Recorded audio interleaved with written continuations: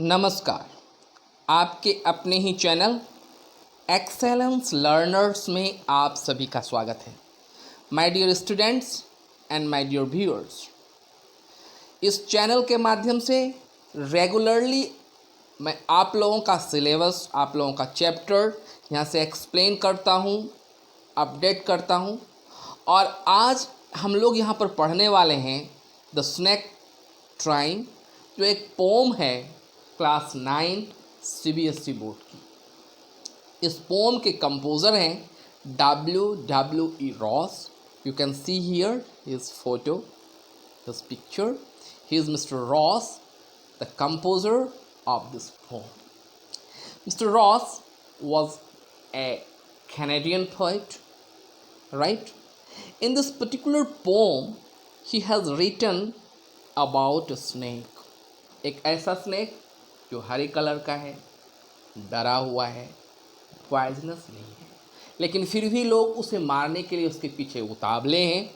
That's why he is portraying his pain for this snake, right? Actually बात यह है कि बहुत कम ही ऐसी सांप की प्रजातियां हैं जो विषैले होते हैं. बहुत सी प्रजातियां विषैले नहीं होते, लेकिन कुछ एक विषैलों के कारण वे भी मारे जाते हैं जो विषैले नहीं हैं. एक तरह से इस कविता के माध्यम से पोएट हमें हिंट्स देना चाहते हैं कि in our society, due to some mischievous bodies, कुछ एक गंदे लोगों के कारण पूरा समाज बदनाम हो जाता है.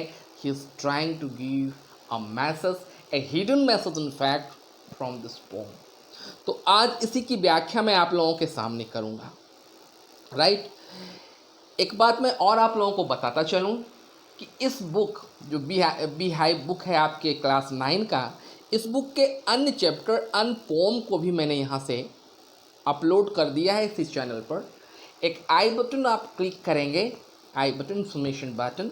इसको क्लिक करने के बाद प्रीवियस जितने भी वीडियोस हैं वो आपके लिए वहाँ पर डिस्प्ले हो जाएगी और आप उस वीडियोस को देख सकते हैं. I believe this is very beneficial for all of you people, right? So students, जब तक मैं इसकी व्याख्या शुरू करूं आपके लिए, I request you just go ahead, subscribe my channel and hit on the bell icon, right? और जिन लोगों ने इसको सब्सक्राइब कर लिया है, ये उनकी एक रिस्पॉन्सिबिलिटी बन जाती है कि इसे वो शेयर करें.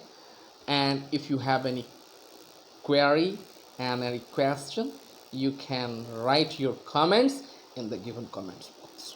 So now, without losing a moment, let's start the explanation, right? The snake trying to escape the pursuing stick with sudden carving of thin long body. In the very first stanza, the poet introduces us with the situation. Situation क्या है? एक पतला सा दुबला सा सांप है जो पीछा किया जा रहा है एक स्टिक के माध्यम से. डेफिनेटली स्टिक खुद नहीं आया होगा, स्टिक लेकर कोई व्यक्ति ही उसके पीछे पड़े होंगे. Definitely someone is pursuing, someone is chasing it with a stick, right? With sudden carving of thing long body. सांप का बॉडी सिलेंड्रिकल होता है, कर्व होता है, तो उसके बॉडी के बारे में पोएट यहाँ पर लिख रहे हैं.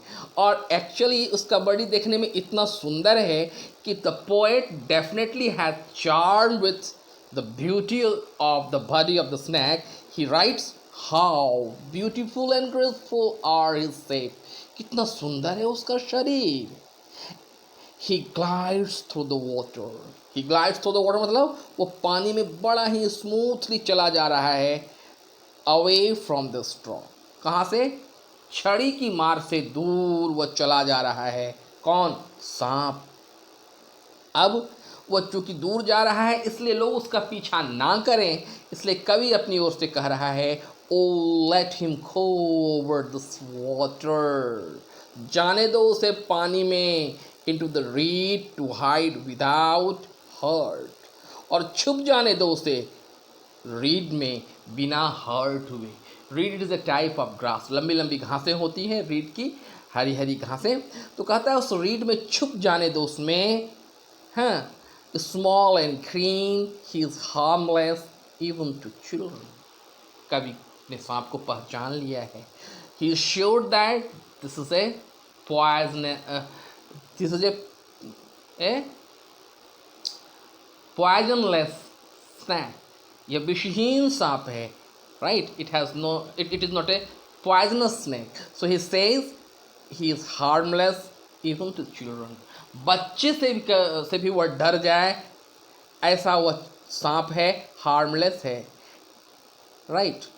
Along the sand he lay until observed, वो तो अपने आप में अपना अकेले बालू के पर लेटा हुआ था जब लोगों ने उसे देखा, and chased away, और भगा दिया।